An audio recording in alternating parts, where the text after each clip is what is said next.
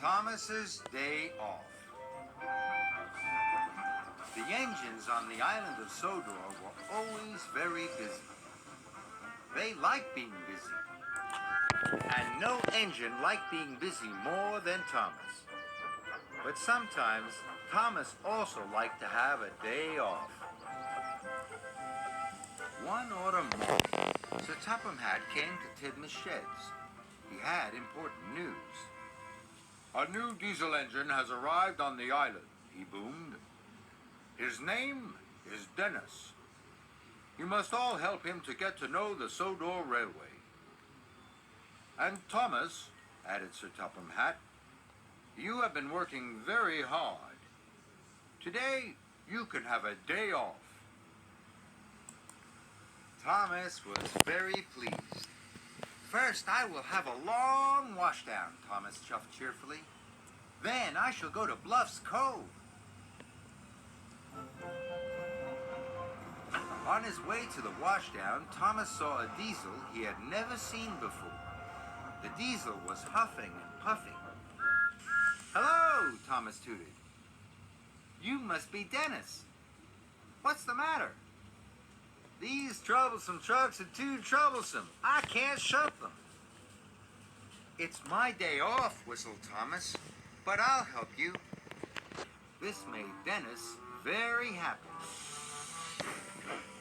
Dennis watched Thomas biff and bump the troublesome trucks into line.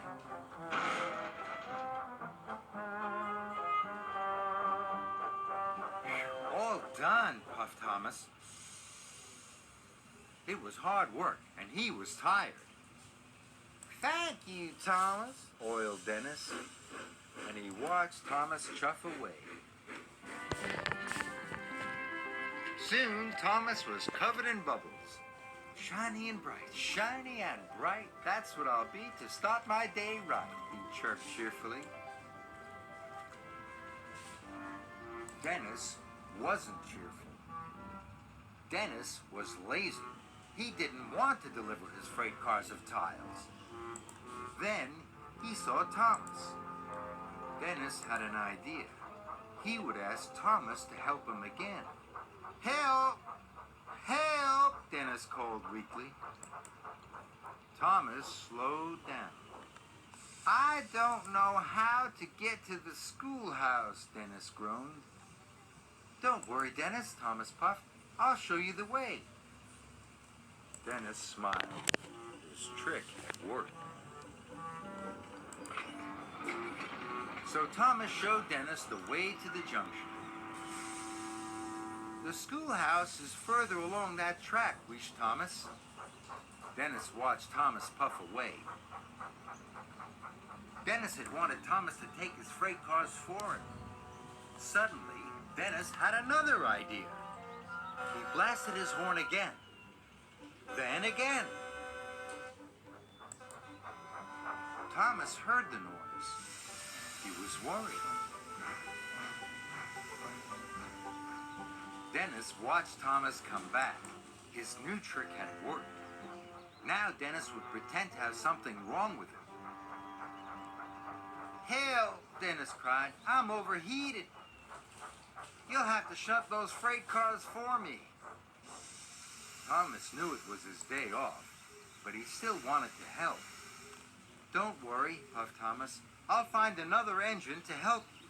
On my way to Bluff's Cove." Dennis was cross. He wanted Thomas to shunt his freight cars. Dennis decided to leave his freight cars. Then another engine will have to take them, he thought. So Dennis raced away.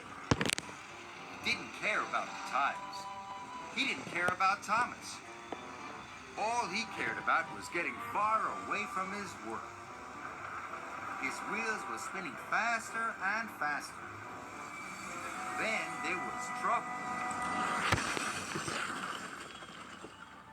"Help!" called Dennis. "Help!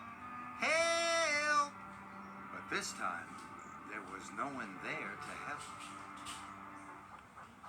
Thomas arrived at a signal. Percy had some important news.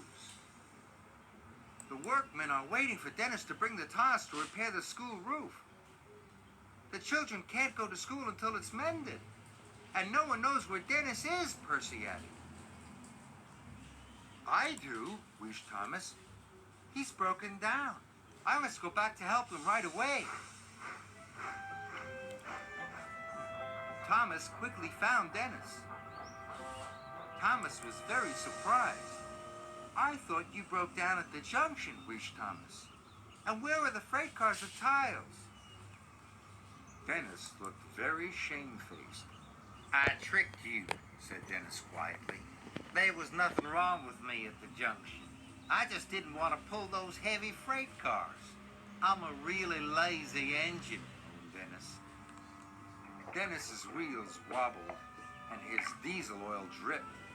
Now Thomas could see that Dennis really was in trouble. So Thomas decided to help one more time. I'll pull you back onto the tracks, Thomas puffed. Then I'll be your back engine. That way we'll get the tiles to the schoolhouse in double quick time. Dennis smiled his biggest smile ever.